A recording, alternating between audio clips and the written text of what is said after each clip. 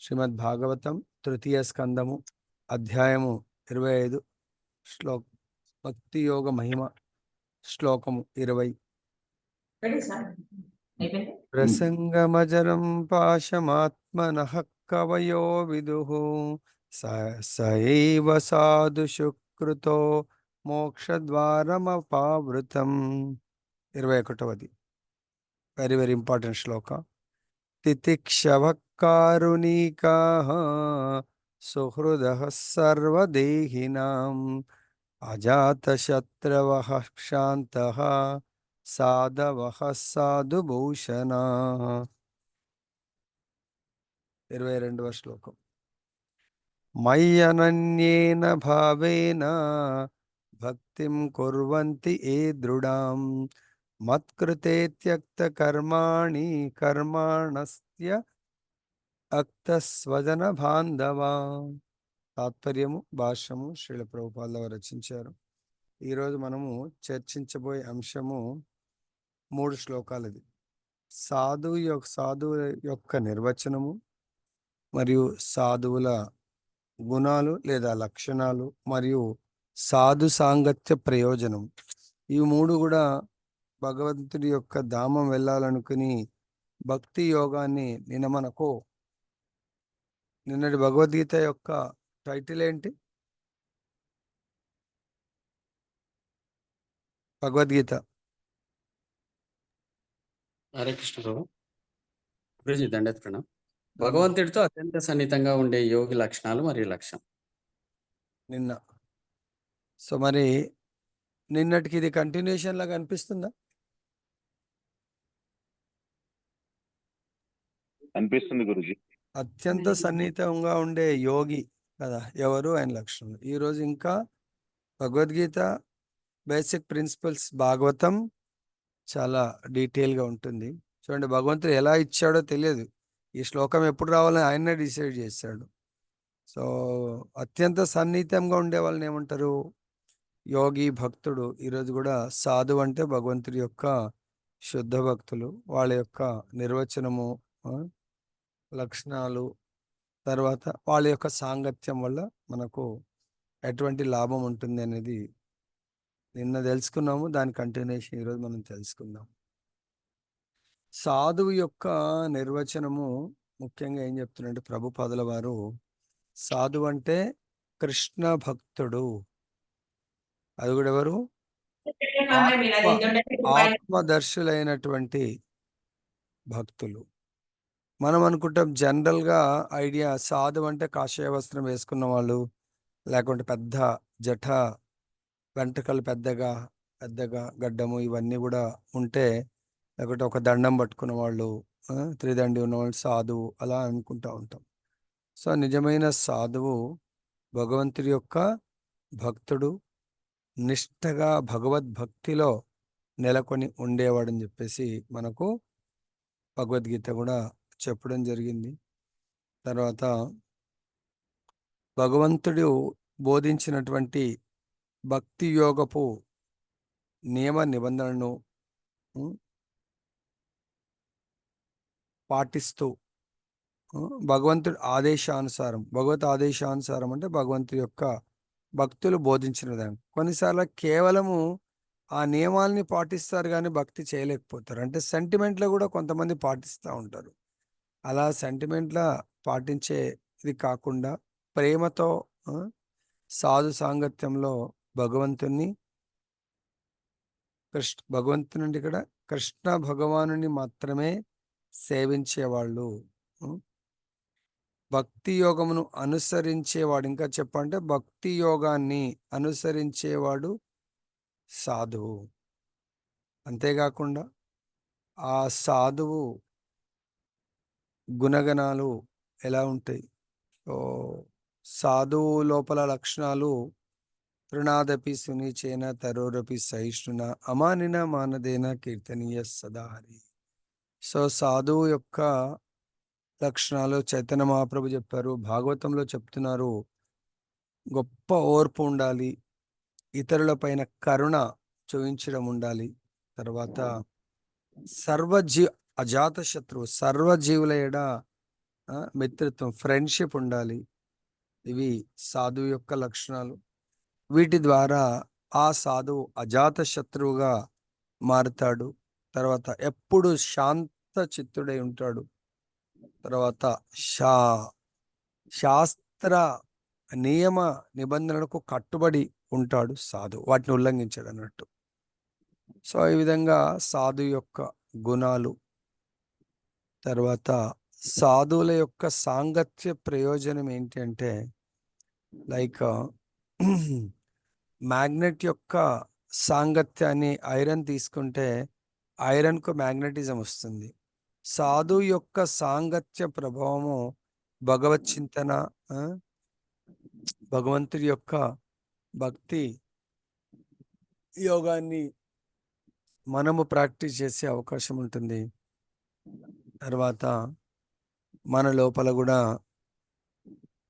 భౌతిక చింతన వెళ్ళిపోయి ఆధ్యాత్మిక చింతన, భగవత్ చింతన ప్రారంభమవుతుంది. అది చాలా ఉన్నతమైనటువంటి స్థితికి చేరుకునే అవకాశం ఉంటుంది. ఇది దాని డీటెయిల్గా మళ్ళీ మనం చూద్దాం. హరే కృష్ణ. తాత్పర్యం భాష్యం శ్రీల ప్రభుపాదుల వారు రచించారు. సో ఇక్కడ భౌతికత్వము నిడ ఆసక్తియే శుద్ధాత్మకు గొప్ప పాశమని పండితుడైన ప్రతి ఒక్కడు చక్కగా ఎరిగి ఉన్నాడు. కానీ అదే ఆసక్తిని ఆత్మదర్శులకు భక్తుల ఎడ చూపినచో అది మోక్ష ద్వారమును తెరవగలదు.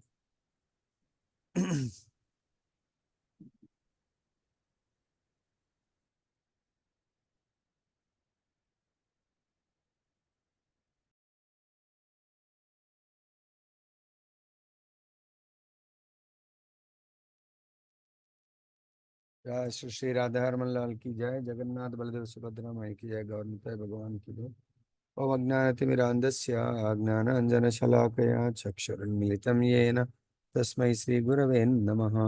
नमो विष्णुपादाय कृष्णप्रेष्ठाय भूतले श्रीमते भक्तिवेदान्त स्वामिनिति नामिने।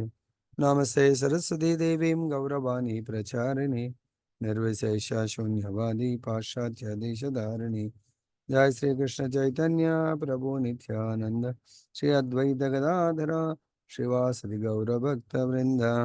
हरे कृष्णा कृष्ण कृष्ण हरे हरे, हरे राम राम राम हरे हरे।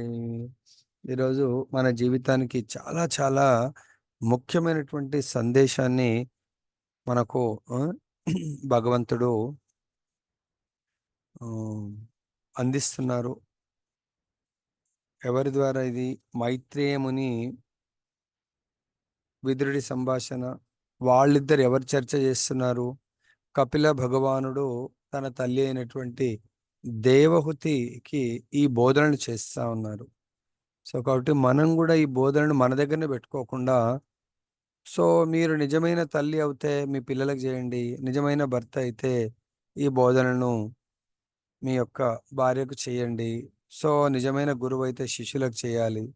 సో ఈ విధంగా ఈ బోధనలు మనకు ఎటువంటి ఉపయోగాన్ని ఇస్తాయి? ఈ బోధనలు మనకు నమోచేద్యహ సముపేత మృత్యు. మనం అందరం కూడా మృత్యు సంసార సాగరంలో జన్మ తీసుకున్నాము, బద్ధ జీవితాన్ని గడుపుతా ఉన్నాము. ఈ బద్ధ జీవితం నుంచి ముక్త జీవితానికి, అంటే ఈ భౌతిక ప్రపంచం నుంచి ఆధ్యాత్మిక ప్రపంచానికి మనం ప్రమోట్ అవ్వడమే మన యొక్క జీవిత లక్ష్యం. దీనికి మనకు భగవంతుడు భాగవతంలోనే శ్లోకంలో చెప్పారు. అంటే మనందరి యొక్క కర్తవ్యం ఏంటి? సో భౌతిక జీవితము శుద్ధాత్మ గొప్ప పాశమని మనం తెలుసుకోవాలి. కాబట్టి ఈ యొక్క భౌతిక జీవితం మనకు ఉపయోగమా, ఆధ్యాత్మిక జీవితం ఉపయోగమా అనేది మనము ఈ 3 శ్లోకాల్లో ఈరోజు తెలుసుకొని మనము నిజమైన డిసిగ్నేషన్స్ చాలాసార్లు మనము జీవించడం అంటే ఏంటి?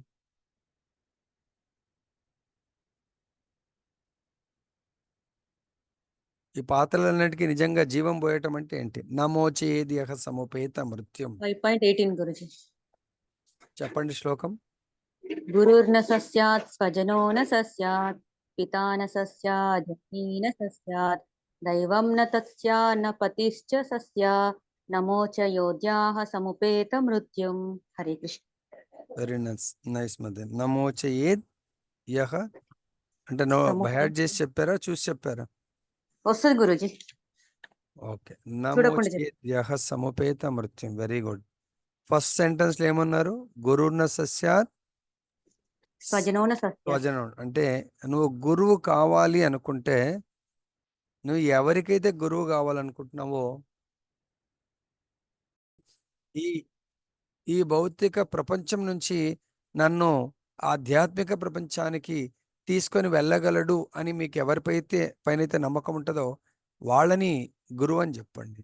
కానీ నమ్మకం లేదు, ఆయన పట్ల విశ్వాసం లేదు, ఇక అందరు పిలుస్తున్నారు, మనం పిలవకుంటే బాగుండదు. అంటే గురువు అనేది ప్యాషన్గా పిలిచేది కాదు. మన హృదయంలో ఆయన పట్ల ఉండేటువంటి గౌరవము, విశ్వాసము, మర్యాద ఇవన్నిటితో కూడుకున్నది గురువు అనేది. అర్థమైందా? స్పిరిచువల్ మాస్టర్ అంటే వాళ్ళని అంటారు తప్ప ఏదో ఊత పదం కాదు. సో ఇక్కడ ఎట్లా గురువు అంటే మనని సంసార సాగరం నుంచి దాటించి భగవంతుడికి చాలా దగ్గరగా చేయాలి. సాధు అనేది కూడా అది. సాధు అంటే ఆయన ఆచరిస్తూ ఆచరింప చేసేవాడు సాధువు. గురువు అంటే కూడా ఆచరిస్తూ ఆచరింప చేసేవాడు గురువు. కాబట్టి గురువు తర్వాత స్వజనులు. స్వజనులు అంటే నా అనేవాళ్ళు. నిజమైన నా అనేవాళ్ళు ఎవరు? సాధువులు మాత్రమే నా అనేవాళ్ళు. అంటే భగవద్భక్తులు. అభక్తులు మన యొక్క చుట్టాలు, బంధువులు ఉండొచ్చు. అంటే వాళ్ళతోని దూరం అవ్వమని కాదు. సో వాళ్ళతో ఎక్కువ మటుకు భౌతికంగా కూడా వాళ్ళతో వీలైతే తక్కువనే ఉండాలి. వాళ్ళతో మంచి మాటలు మాట్లాడాలి, భగవంతు విషయాలు మాట్లాడాలి. సో భగవంతుడికి ఆ ఇష్టం లేనటువంటివి, సో అది భౌతికంగా చాలా ఇష్టం ఉన్న వాటిల్లో చాలా తక్కువ ఇన్వాల్వ్మెంట్ అవ్వాలి. కాకపోతే ఇక్కడ మనకి ఏం చెప్తున్నారు? ప్రతి ఒక్కరితో ప్రేమతో ఉండాలి, శత్రుత్వం ఉండకూడదు, మిత్రత్వం ఉండాలి సర్వజీవుల పట్ల. అటువంటప్పుడు మనం స్వజనుల పట్ల కూడా మిత్రత్వాన్నే మనం చూపించాలి. ఇంకేమంటారు? గురువు న సస్యాత్ స్వజనో న సస్యాత్. నెక్స్ట్ సెంటెన్స్ ఏంటి? పితాన సస్యాత్ జననీ న సస్యాత్. దీంట్లో ఎంతమంది తండ్రులు ఉన్నారో నాకు తెలియదు. మరి క్లాసులో ఎంతమంది ఉన్నారు? 88 మంది ఉన్నాం మనం. మరి 88 అంటే దాదాపు అందరం ఫ్యామిలీ. కొంతమంది మన పిల్లలు కూడా వాళ్ళ మొబైల్లో జాయిన్ అవుతున్నారు. Would be father, would be mother. Present father mother, would be mother father. Okay. వాళ్ళ యొక్క మెయిన్ ఎప్పుడు ఆ పేరుకు సార్థకత వస్తుందంటే, ఇప్పుడు ప్రజెంట్ తల్లిదండ్రులు మన పిల్లల యొక్క ఎవరన్నా మనము తీర్థయాత్రలకు వెళ్తే మన బాబరే వెళ్ళకురా వెళ్ళకురా అంటే కొంచెం లోపలికి వెళ్ళాడు, ఆ గంగలో మునుగుతా ఉన్నాడు. పోతే పని వీడు నా మాట వినలేదని చెప్పేసి ఎంతమంది కోరుకుంటారండి? కోరుకుంటారు ఎవరన్నా? ఐటీపీసీ కృష్ణ ప్రభుజీ, మనము వాళ్ళని రక్షించాలి. ఏ విధంగా? వాళ్ళకు అందుకొచ్చే చాలామంది చిన్నప్పుడే స్విమ్మింగ్ నేర్పిస్తూ ఉంటారు. చాలా చిన్నప్పుడు భయం ఉండదు. చిన్నప్పుడు స్విమ్మింగ్ నేర్పిస్తే ఎక్కడన్నా వాటర్లో వాడు రక్షించుకోగలుగుతాడు. సో కాబట్టి నిజంగా స్విమ్మింగ్ అంటే భగవద్భక్తిని ప్రసాదించడము. భగవద్భక్తిని ప్రసాదించడం అంటే భగవంతుడి యొక్క చరణాలను ప్రసాదించడము. భగవంతుడి యొక్క పాద పద్మాలే ఈ భవసాగరం యొక్క నవక. ఎంత తుఫాన్ వచ్చినా భగవత్ పాద పద్మాలను ముంచేంత రాదు. ఎక్కడైతే భగవత్ పాద పద్మాలు ఉంటాయో అక్కడ భగవంతుడి యొక్క మాయ తుఫాన్ ఉండదు. దానికి ఒక శ్లోకం చెప్తారు కదా. ఏం శ్లోకం అది? కృష్ణ సూర్య సమ మాయార అంధకార్, యహా కృష్ణ తహా నహి మాయార అధికార్. కృష్ణుడు ఎక్కడ ఉంటాడో అక్కడ మాయ యొక్క అధికారం ఉండదు. మరి కృష్ణుడు ఎక్కడున్నాడు? భగవంతుడి యొక్క నామ రూప గుణ లీలల యొక్క కథ శ్రవణ కీర్తనలు ఉంటాయో అక్కడ భగవంతుడు స్వయంగా ఉంటాడు.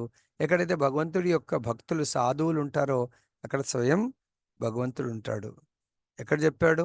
నాహం వసామి వైకుంఠే నా యోగి హృదయేశ్వ మద్భక్త ఎత్ర గాయంతి తత్ర తిష్టామి నారద. నారద, నా యొక్క భక్తులు ఎక్కడైతే ఉంటారో అక్కడ నేను తిష్ట వేసి కూర్చుంటాను. నేను ఉంటాను అక్కడ. గ్యారంటీ, ఇది నేను నీకు మాటిస్తున్నాను. నా యొక్క వైకుంఠంలో కూడా నేను ఇక్కడే ఉండి హ్యాపీగా ఉండాలని ఉండదు. యోగుల హృదయాల్లో కూడా నాకు అంత స్థిర నివాసంగా ఉండాలని ఉండదు. సో ఎందుకంటే నా భక్తులు ఎప్పుడు వాళ్ళకు నేనే ప్రాణము, నాకు అతనే ప్రాణము, నా నామం ప్రాణము, కాబట్టి అక్కడ నేను ఉంటాను అని భగవంతుడు మనకు బోధిస్తున్నారు. సో కాబట్టి ఇక్కడ మనము పితాన సస్య జననీన సస్య, తర్వాత ఇంకోటి థర్డ్ దేవతల గురించి దేవతలు దైవం న తస్యాన్ నా పతిష్య. సో కాబట్టి నిజంగా దేవతలు, మనం చాలా మంది దేవతలను పూజ చేస్తా ఉన్నాము. ఆ దేవతలు నాకు ఈ మృత్యు సంసార సాగరంని దాటించగలరా అనేది చెక్ చేయాలి. దాటించలేరంటే ఇక మీరు చూసుకోండి, మరి మృత్యు సంసార సాగరం మునగాలనుకుంటే ఓకే, లేదు లేదు నేను దీంట్లో తేలితే వెళ్ళిపోవాలనుకుంటే ఫైన్. అదేవిధంగా పతి, మరి నా భర్త ప్రభుజీ, మరి మేము ఏదో కర్మానుసారంగా భార్యాభర్తలమైనము, మరి ఆయన నన్ను దాటించలేకపోతున్నాడు కదా, మరి ఎలా చేయమంటారు?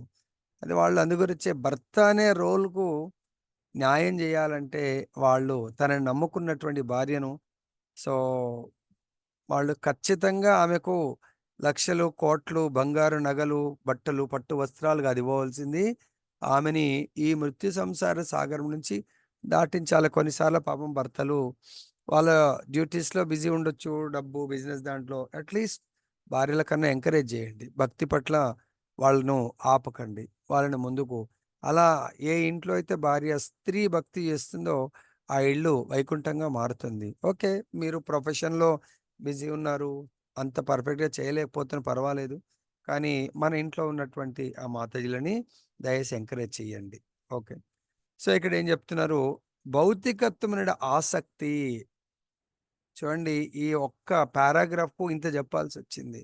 మనకు భౌతికత్వం అంటే ఈ శరీర తత్వం పట్ల, శరీర భోగం పట్ల, శరీరంకున్న ఇంద్రియాల పట్ల. ఈ ఇంద్రియాలు మనకు గొప్ప శత్రువులు, ఇవే ఇంద్రియాలు గొప్ప మిత్రులు. ఈ శత్రువులు ఎట్లా, ఈ ఇంద్రియాలు కోరుకున్న విధంగా మనం అన్ని శాంక్షన్ చేస్తా పోతుంటే ఆ ఇంద్రియాలే మన గొప్ప శత్రువులుగా మారిపోతాయి. ఈ ఇంద్రియాలు మనము కోరుకున్న విధంగా మన కొరకు పనిచేయాల. అది ఎలా? మనం మనం అంటే ఆత్మలము. మనం ఎప్పుడూ ఆత్మ యొక్క సహజ ధర్మము భగవత్ సేవను, భక్తుల సేవను కోరుకోవటము ఆత్మ సహజ ధర్మము. కానీ ఇంద్రియాలు, ఈ దేహ ధర్మం ఏంటంటే భగవంతుడి సేవ నాకు అనుకూలంగా చేసుకుంటాను, తర్వాత భక్తులు అంటే మా ఇంట్లో వాళ్ళు, నేను నా ఇంట్లో వాళ్ళు. సో ఇది మన క్యాలిక్యులేషన్. దీనికి ప్రభుపాదుల వారు చెప్తారు బాయిలో కప్ప. సో చిన్న మన ఇంటి దగ్గర ఉన్నటువంటి బావిలో కప్ప అదే ప్రపంచం అన్నట్టు. అది ఆ బావి, ఎందుకంటే పాపం అది పైకెక్కి బయటకు పోలేదు. ఆ బావి దాని జీవితం మొత్తం ఇంకా పుట్టిందక్కడే, పెరిగేదక్కడే, పిల్లల్ని అంతేగా ఆ బావిలోనే తన జీవితం. ఈ రోజుల్లో అయితే బావులు లేవు, పూర్వకాలంలో బావులు ప్రతి ఇంటికి ఒక బావి ఉండేది, ప్రతి పొలం దగ్గర ఒక బావి ఉండేది. సో పాపం అది బయటకు రాలేదు.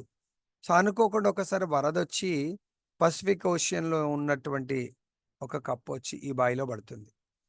సో అప్పుడు ఆ రెండు ముచ్చటిస్తూ ఉన్నాయి. పసిఫిక్ ఓషియన్లో ఉన్నటువంటి కప్పను అడుగుతుంది, అరే మీరు ఎక్కడి నుంచి వచ్చారు, మీ ఇల్లు ఎక్కడ, మీరేంటంటే, సో నేను పలానా పసిఫిక్ ఓషియన్ నుంచి వచ్చాను. సో మరి మీ మీ ఇల్లు సేమ్ మా ఇల్లంతా ఉంటుందా?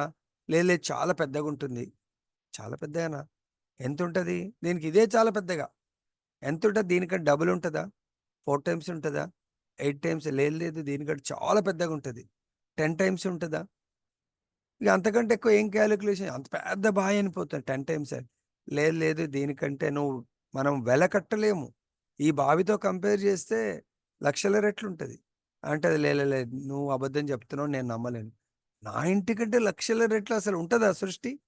ఇంపాసిబుల్ అంటుంది. ఎందుకంటే అది ఎప్పుడు బయటకు వెళ్ళి చూడలే, జన్మించింది అక్కడే, పెరుగుతుంది అక్కడే, ఇంకా అది ఓల్డేజ్ అయిపోయింది, దీనికంటే అంత పెద్ద ప్రదేశమే ఉండదు అనుకుంటుంది. మన యొక్క క్యాలిక్యులేషన్ కూడా ఆ కూపస్థ మండూకం, బావిలో ఉన్న కప్పలాగా. ఆధ్యాత్మిక ప్రపంచం గురించి మనకు ఐడియా లేదు కాబట్టి అసలు ఉంటుందా అనుకుంటున్నాం. సో మనకు ఈ భౌతిక బ్రహ్మాండమే అనంత కోటి బ్రహ్మాండాలు అంటున్నారు. అనంత కోటి, లెక్కలేనన్ని బ్రహ్మాండాలు. ఇది మొత్తం విశ్వంతో చూస్తే భౌతిక ప్రపంచము 1/3 ఉంటుంది, 3/4 ఆధ్యాత్మిక ప్రపంచం ఉంటుంది. 1/3 ఉన్నది అనంతకోటి బ్రహ్మాండాలంటే ఇంకా 3/4 ఉన్నది 75% ఉన్న దాని గురించి మనం ఆలోచించండి. సో కాబట్టి దయచేసి ఇది చాలా సింపుల్, చాలా చిన్నది. ఈ భౌతికం పట్ల మనకు ఆసక్తి అవుతుందో శుద్ధ ఆత్మకు, అంటే మనము ఆత్మలము పవిత్రమైంది. ఆత్మ ఎప్పుడు కూడా శుద్ధ ఆత్మనే. దానికి గొప్ప పాశము అంటే మనకు అది ఒక ఉరితాడులాగా ఒక ఉచ్చు బిగించుకున్నట్టు అయిపోతుంది అని పండితుడైన ప్రతి ఒక్కరు కూడా తెలుసుకోవాలి. మూర్ఖుడికి తెలియదు, పండితుడికి, భక్తుడికి ఈ భౌతిక ఆసక్తి నన్ను ఇక్కడే పెట్టేస్తుంది, నన్ను ఆధ్యాత్మిక ప్రపంచానికి వెళ్ళనీయదు. సో చూడండి, మనం భౌతికం కూడా ఏదైనా పురోగతి పొందాలి అంటే కుచ్ పానాయితో కుచ్ కోనాయ్. అమ్మాయి పెళ్లి చేసుకోవాలంటే తల్లిగారి ఇల్లును వదిలేసేయాలి అమ్మాయి. సో ఇట్లనే ఇప్పుడు హైయర్ ఎడ్యుకేషన్కి వెళ్ళాలా మన పిల్లలంటే మన ఇంటిని వదిలేయాలా. ఫారిన్ పంపిస్తున్నారు, కంట్రీని వదిలేయాలా, మన స్టేట్ని, మన ఇంటిని కూడా వదిలేయాలా. అక్కడే సెటిల్ అయిపోతున్నారు. అంటే అక్కడ హయ్యర్ థింగ్స్ పొందాలంటే మనము కొంత కష్టమైన బాధైనా వదిలి వెళ్ళవలసి ఉంటుంది. అదేవిధంగా మనం ఇంతకాలం ఈ దేహాన్ని చాలా ప్రేమిస్తూ ఉన్నాం. అన్లెస్ అంటిల్ ఈ దేహము పట్ల మన ఆసక్తి, ఏదో ఒక రోజు దేహాన్ని వదిలేయాలా. కర్మానుసారం నెక్స్ట్ లైఫ్ నేను మంచి చెడును కర్మలను అనుభవించడానికి దేహాన్ని వదిలేయకుండా మళ్ళీ నాకు మంచి చెడు అనుభవించేది అటువంటి అవసరం లేకుండా దివ్య శరీరాన్ని పొందడానికి మనము ప్రయత్నం చేయాలా. ఆ దివ్య శరీరాన్ని పొందాలంటే భౌతికం పట్ల ఆసక్తి ఉండకుండా ఆధ్యాత్మిక అంటే భగవంతుడి పట్ల, భగవద్భక్తి పట్ల మనకు ఆసక్తి ఉన్నప్పుడు శాశ్వతమైనటువంటి జీవితాన్ని గడపడానికి, శాశ్వత ఆనందాన్ని, నిత్య నూతనము, నిత్య యవ్వనము, నిత్యానందాన్ని గడిపేటువంటి శరీరాన్ని పొందగలము. అదే ఆసక్తి ఆత్మదర్శులకు భక్తుల ఎడ చూపినచో అది మోక్ష ద్వారము. సో ఇక్కడ మరి భగవంతుడి పట్ల ఆసక్తి చూపించాలని మనం అనుకున్నా భగవంతుడు మన ఈ భౌతిక కళ్ళకి ఎక్కడ కనబడతాడండి. కాబట్టి ఇక్కడ భాగవతం ద్వారా భక్తుల ఎడ ఆసక్తి చూపించి అంటున్నాడు, ఆత్మదర్శుల ఎడ. మరి ఆత్మదర్శులు ఎక్కడ దొరుకుతారు? ఏం చెప్తున్నారంటే ఇక్కడ ఆసక్తిని ఆత్మదర్శులకు భక్తుల ఎడ చూపినచో అది మోక్ష ద్వారము. మనం భౌతికం అంటే సపోజ్ మన ఫ్యామిలీ వాళ్ళు అందరూ భక్తులైతే వెళ్ళొచ్చు, కానీ ఒక్కరు కూడా భక్తులు గారు, భక్తి పట్ల శ్రద్ధ లేదు. అటువంటి వాళ్ళతో వెళ్ళినప్పుడు ఆ యొక్క తీర్థయాత్ర కూడా అది మనకు అంత ఫలితాన్ని ఇవ్వకపోవచ్చు. అదే మనం ఆసక్తిని ఆత్మదర్శులకు భక్తులేడ చూపించినట్టయితే అది ఆ ఆసక్తే మనకు మోక్ష ద్వారం అని చెప్పేసి చెప్తున్నారు. అంటే భక్తుల సంఘంలో మనము ఏ కొద్ది కాలం గడిపినా అది మనకు మోక్ష ద్వారంగా మారుతుంది. నెక్స్ట్, ఒకదాని ఎడగల ఆసక్తి బద్ధ జీవనపు బంధకారణమగుచుండా అదే ఆసక్తిని వేరొక దాని యందు నిలిపినప్పుడు మోక్ష ద్వారమును తెరచుచున్నది అని ఇచ్చట స్పష్టంగా తెలుపబడింది. ఆసక్తిని మనము నిర్మూలింపజేయజాలము, కానీ దానిని వేరొక దానిపైకి మార్చవచ్చు. భౌతిక విషయంలో ఎడ ఆసక్తి భౌతిక స్వభావం అని పిలువబడగా, కృష్ణుని ఎడ లేదా ఆ దేవదేవుని భక్తుని ఎడగల ఆసక్తి కృష్ణ భక్తి భావనము అని పిలువబడును. కనుక భావన అనున్నది ఆసక్తికి పీఠం వంటిది. సో మనకు ఆసక్తిని మాత్రం కంట్రోల్ చేయలేం. మన ఇంద్రియాలు, ఆసక్తి అంటే ఇంద్రియార్థాలు, ఇంద్రియాల యొక్క లక్ష్యము. కళ్ళు మనకు భగవంతుడు చూపించాడు కాబట్టి కళ్ళు మూసుకోలేం, మనం చూడకుండా ఉండలేము. చెవులు భగవంతుడు వినడానికి ఇచ్చాడు, మరి ఆ చెవులు మనం ఎంత దూది పెట్టుకున్నా ఏది పెట్టుకున్నా కూడా ఖచ్చితంగా వింటేనే ఆనందం ఉంటుంది. అర్థమైందా? ఈ నోటికి ఏదో ఒకటి తింటేనే ఆనందము, నాలుకకి ఎప్పుడు ఏదో ఒకటి అరుస్తేనే ఆనందం. అంటే నాలుకకు చెప్తున్నారు ప్రభుపాదుల వారు కప్పతో పోలుస్తారు. ఒకవేళ కప్ప కూడా వర్షాకాలంలో బెకబెక బెకబెక అని అరుస్తూ ఉంటుంది. మనం చూస్తూ ఉంటాం, వర్షాకాలం స్టార్ట్ అయిందంటే కప్పలు అరుస్తూ ఉంటాయి. ఈ రోజుల్లో మనకు చెరువులు లేవు, బావులు లేవు కాబట్టి తెలియదు. పల్లెటూర్లలో ఈ రోజు కూడా చెరువులు, బావులు ఉన్న వాళ్ళ దగ్గర ఆ చెరువుల్లో కప్పలు అరుస్తా ఉంటాయి. ఎందుకు? ఆ అరుపుని విని మంచిగా పాములొచ్చి, ఓహో! మా ఆహారం ఇక్కడుందని పాము ఆ కప్పని తినేసి హాయిగా ఆహారం పాము కష్టపడకుండానే కప్ప, "ఏ పాముగారు ఎక్కడున్నారు? నన్నొచ్చి కొంచెం భోజనం చేయండి. నన్ను తినేసేయండి" అని అరుస్తా ఉంటదంట. అదేవిధంగా ఈ నాలుక భౌతిక విషయాలను మాట్లాడుతా ఉంటే మృత్యువుని ఆహ్వానిస్తున్నట్టంట. అదే నాలుక భగవంతుడి గురించి స్ కీర్తన చేస్తా ఉంటే మృత్యువుని జయించే ఆ! జయించగలదంట. కాబట్టి ఇదే నాలుక భౌతిక పదార్థాన్ని తింటే, భౌతిక పదార్థాల పట్ల ఆసక్తి ఉంటే, అది మనల్ని ఏం చేస్తుందంటున్నారు? మననిక్కడ బంధిస్తుంది. అది బద్ధ జీవనం అంటే, ఈ మన ఇంద్రియాలన్నీ గూడా వాటి తృప్తి కొరకు అవి పనిచేస్తే, అవి మనకు బంధ కారణమవుతాయి.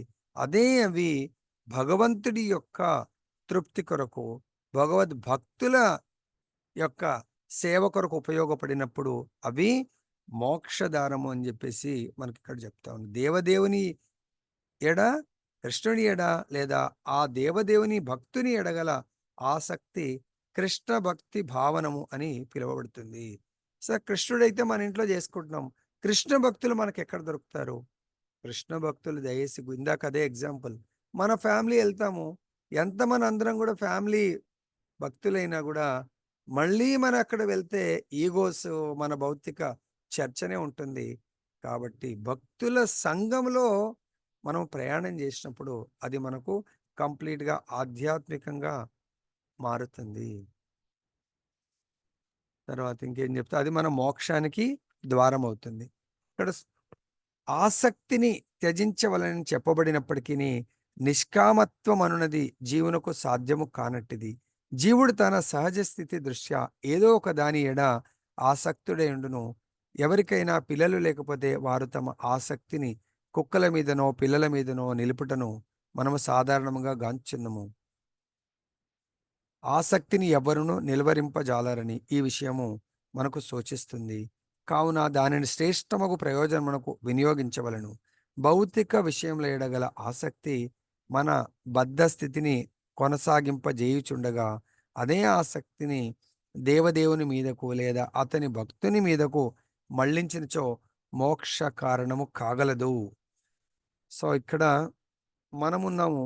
మన ఆసక్తి భౌతిక విషయాల ఎడ ఆసక్తి బద్ధస్థితి అంటే బంధిస్తుంది. అదే ఆసక్తి దేవదేవుని మీదికి లేదా అతని భక్తుని మీదికి మళ్ళించినచో మోక్ష కారణము కాగలదు అంటున్నాను. జస్ట్ ఈ 2 చాలా బాగా చెప్పారు మాతో.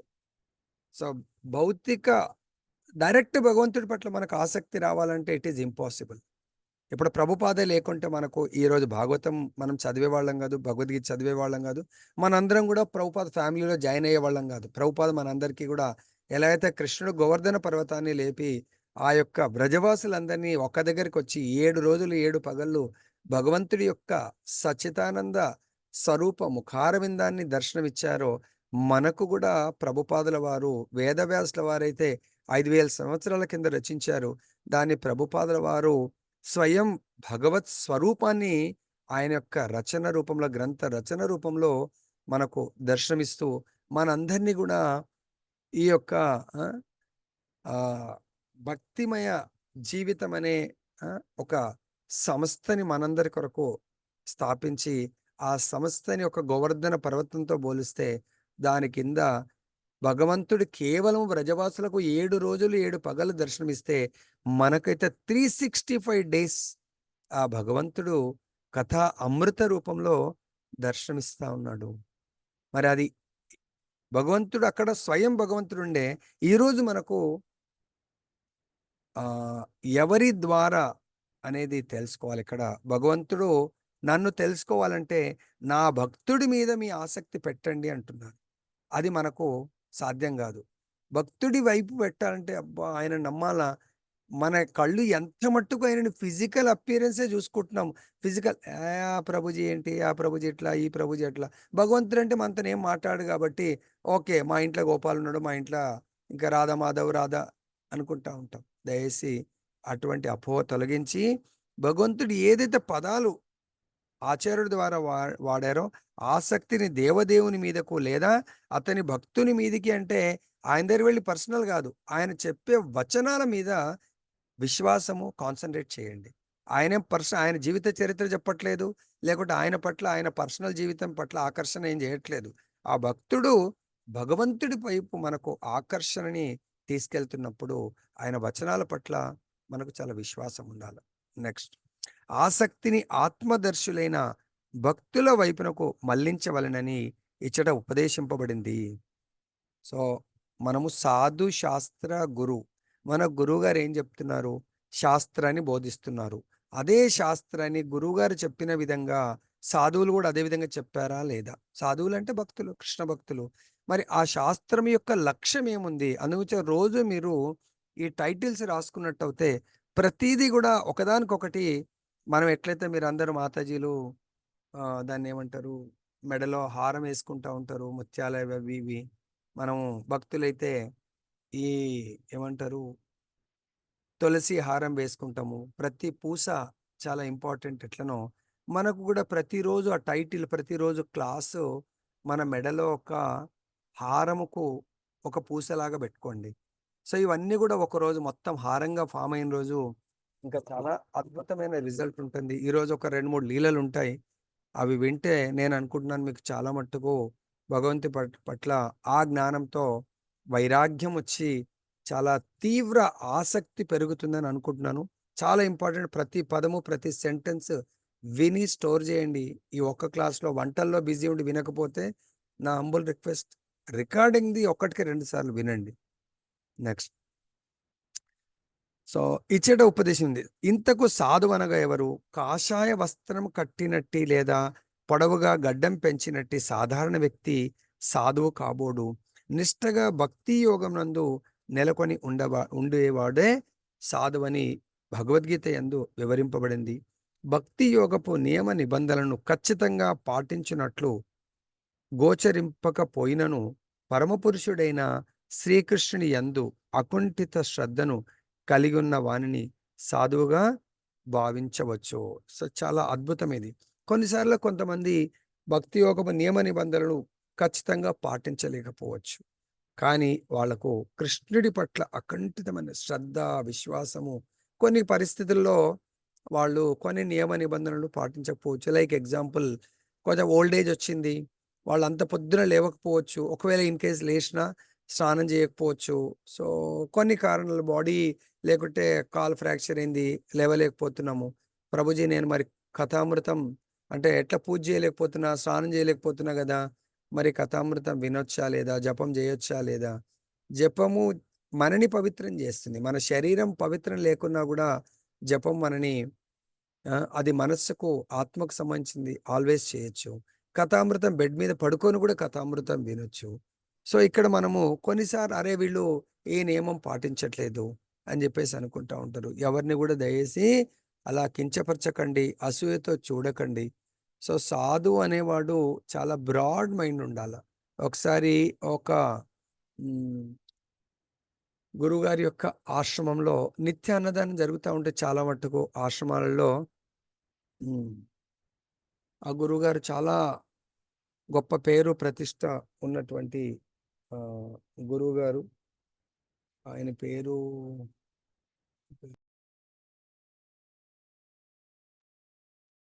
పేరు రసిక్ మురారి. చాలా గొప్ప సాధువు, గొప్ప భక్తుడు, గొప్ప గురువు గారు. ఆయన ఆశ్రమంలో ప్రసాదం పంచుతూ ఉంటారు. సో ఒక సాధువు అన్నదానం చేస్తూ ఉంటే ఒక మహిళ వస్తుంది ప్రసాదానికి. ఆ ప్రసాదము తను తీసుకొని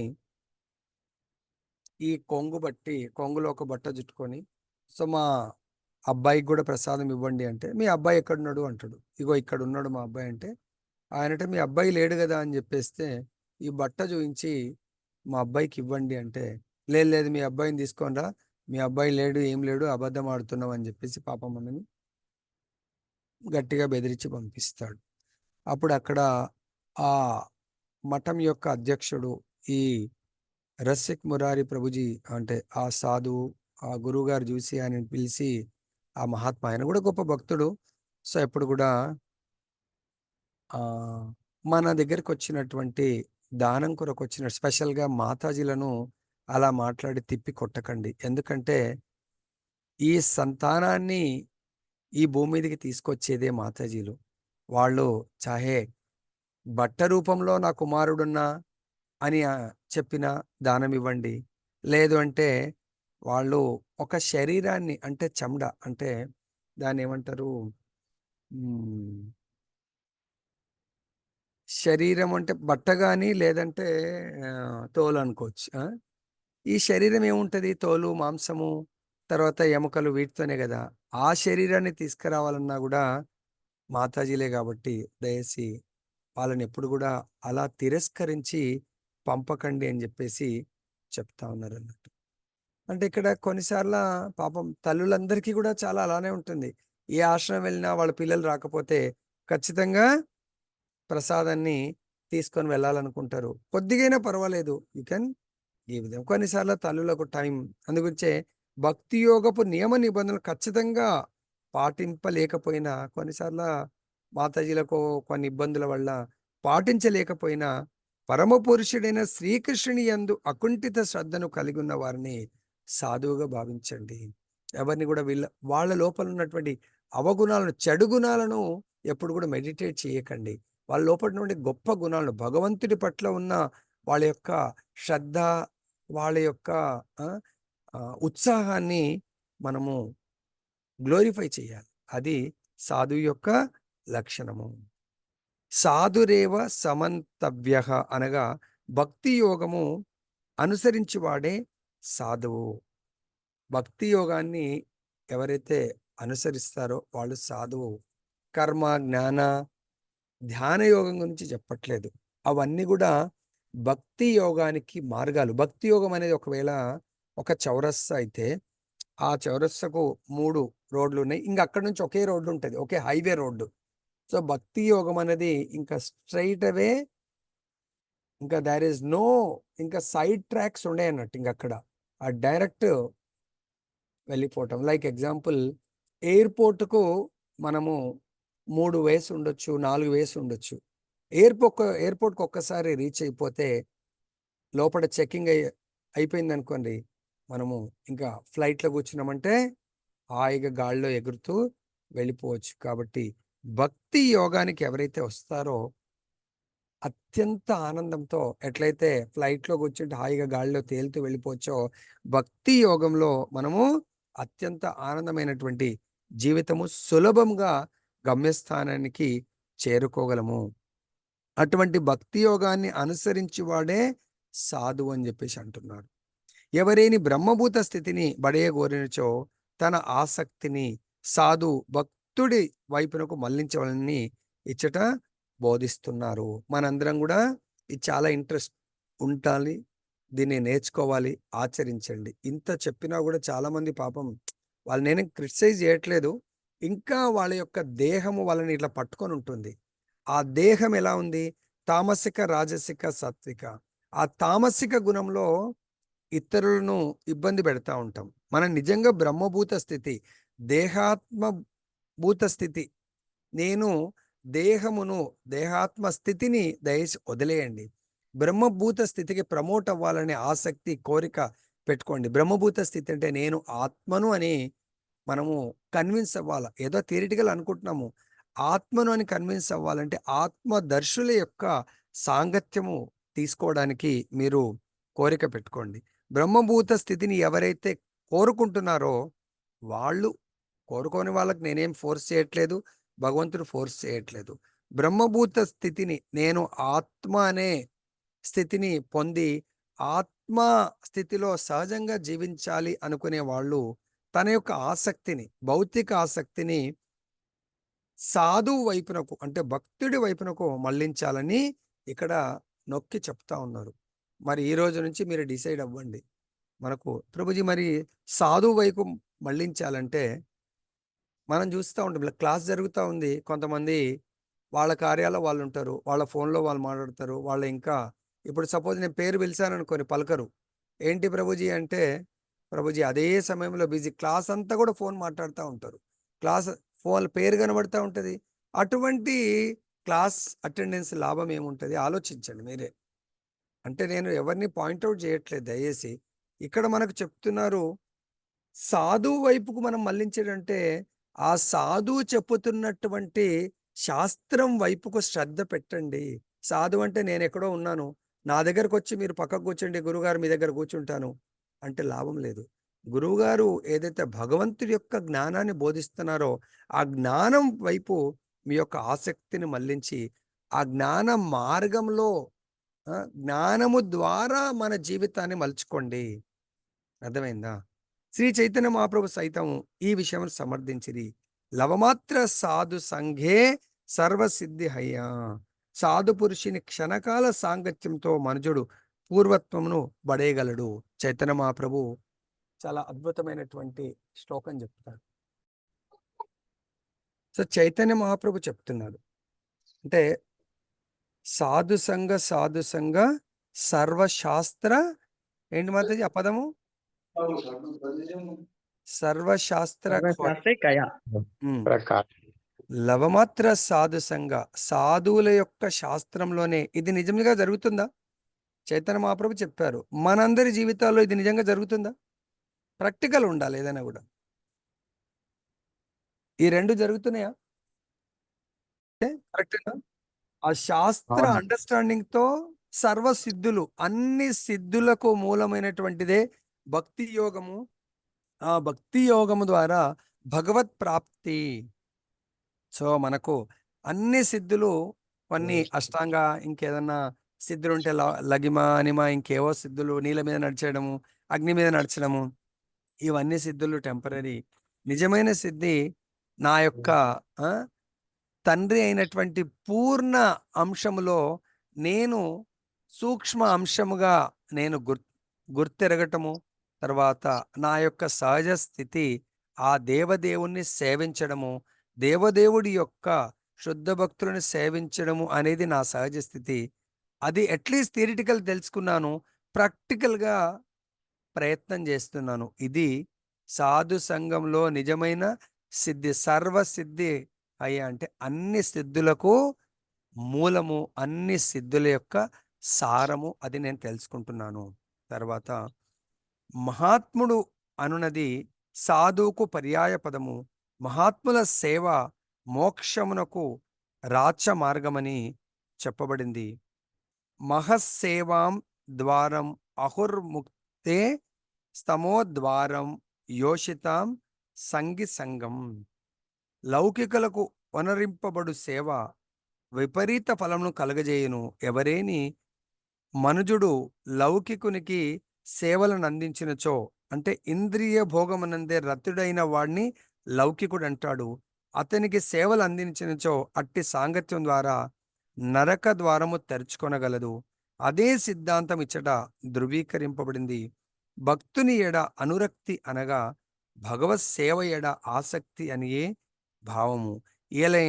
ఎవరైనా మనుజుడు సాధువుతో సాంగత్యము నెరిపినచో దాని ఫలితమేమనగా ఏ రీతిని అతడు భగవానునికి భక్తుడు, ఆరాధనుడు, శ్రద్ధాలువగు సేవకుడు కాగలడో ఆ మహాత్ముడు బోధించును. సాధువు ఒసగిడి వరదానములివియే. సాధు సాంగత్యమును మనము కోరినచో ఏ విధంగా భౌతిక స్థితిని వృద్ధి పరుచుకొనవచ్చునని విషయమున ఆయన నుండి సలహాలను కోరరాదు, ఊహించరాదు. భౌతిక ఆకర్షణ ముడిని ఏ విధంగా ఛేదించవలనో, ఏ విధంగా భక్తి యోగమునందు అగ్రసరులను కాగలమో ఆయన మనకు ఉపదేశించగలడు. సాధు సాంగత్యపు ఫలితమిదియే. అటువంటి సాంగత్యము చేతనే ముక్తి పథము ఆరంభమగునని కపిలముని ప్రప్రథముగా ఉపదేశించను. సో ఇక్కడ చాలా అద్భుతంగా సాధువుల యొక్క సాంగత్యము సర్వసిద్ధులను మనకు ప్రసాదిస్తుంది. ఇది కపిల భగవానుడు ఇక్కడ మనకు బోధిస్తున్నారు. ఇదే విషయాన్ని నారద మునీంద్రుల వారు వైకుంఠం వెళ్ళినప్పుడు విష్ణు భగవానుడితో అడుగుతారు, ప్రభు సాధు సాంగత్యము యొక్క మీనింగ్, సాధు సాంగత్యం అంటే ఏంటి చెప్పండి అంటారు. అప్పుడు భగవంతుడు అంటాడు, భగవంతుడు ఎప్పుడు కూడా లీలల ద్వారా చెప్తా ఉంటాడు. భక్తులు కూడా ఏదన్నా ఇతరులకు బోధించాలంటే భక్తుల యొక్క లీలల ద్వారా, భగవంతుడి యొక్క బోధనల ద్వారా దానికి ఎన్నో లైవ్ ఎగ్జాంపుల్స్ చెప్తా ఉంటారు అన్నట్టు. అది మెయిన్ ఇంపార్టెంట్. శ్రద్ధతో వినాలి మనం. భగవంతుడు అంటాడు, నారద అక్కడ ఇప్పుడే పుట్టినటువంటి ఆ బటర్ఫ్లైని చూడు, వెనకకు తిరగానే ఆ బటర్ఫ్లైని అడుగు అంటాడు. సరే అని చెప్పేసి ఆ బటర్ఫ్లై దగ్గరికి వెళ్ళి సాధు సాంగత్యం అంటే ఏంటి అని చెప్పేసి అడుగుతాడు. అప్పుడు ఆ బటర్ఫ్లై ఇలా నారదుని చూసేసి టక్కని పడిపోతుంది, చనిపోతుంది. అరే ఇదేంటి, భగవంతుడేమో సాధు సాంగత్యం గురించి అడుగుమంటే అది చనిపోయింది అని చెప్పేసి చూసి తిరిగి మళ్ళీ వైకుంఠంకి వస్తాడు. ప్రభు మీరు ఆ బటర్ఫ్లైని అడుగుమన్నారు, అడగంగానే క్షణకాలంలో చనిపోయింది, అది నా ఆన్సర్ చెప్పలేదు, నన్ను చూసి చనిపోయింది అంటాడు. ఓకే, మళ్ళీ అటు చూడు, ఇప్పుడే పుట్టినటువంటి ఆ జింక పిల్ల దగ్గరికి వెళ్ళి అడుగు అంటాడు. భగవంతుడు కాబట్టి ఎందుకు అని ప్రశ్న వేయడం లేదన్నట్టు. అంటే భక్తులు ఎప్పుడు కూడా ఇక్కడ ఏమన్నారు, మనము సాధువుల దగ్గరికి వెళ్ళి మనం ఏం చేయాలి అనేది చాలా అద్భుతంగా వివరించారు. చూడండి, లౌకికులకు సేవ చేస్తే అది నరక ద్వారం తెరుచుకుంటుంది. అదేవిధంగా ఒకవేళ భక్తుడి ఎడ అనురక్తి ఉన్నట్టయితే అది ద్వారము అని చెప్పేసి మనకు చెప్తున్నారు. భగవానునికి భక్తుడు, ఆరాధనుడు, శ్రద్ధాలువగు సేవకుడు ఎప్పుడైతే అవుతారో వాళ్ళు మహాత్ములు అవుతారు. ఆ మహాత్ములు కావడానికి ఆత్మదర్శులు, ఇంకొక మహాత్ముడు, సాధువు మాత్రమే బోధించగలడు. సాధువు దగ్గరికి వెళ్ళి నేను ఎలా గొప్ప భక్తుని కావాలి అంటే, భక్తుడంటే ఎలా భగవత్ సేవకుడు కావాలి, ఎలా భగవంతుడి యొక్క భక్తులను సేవించాలి అనేది తెలుసుకోవడానికి మాత్రమే మనం భక్తుల దగ్గరికి, గురువు దగ్గరికి వెళ్ళాలి.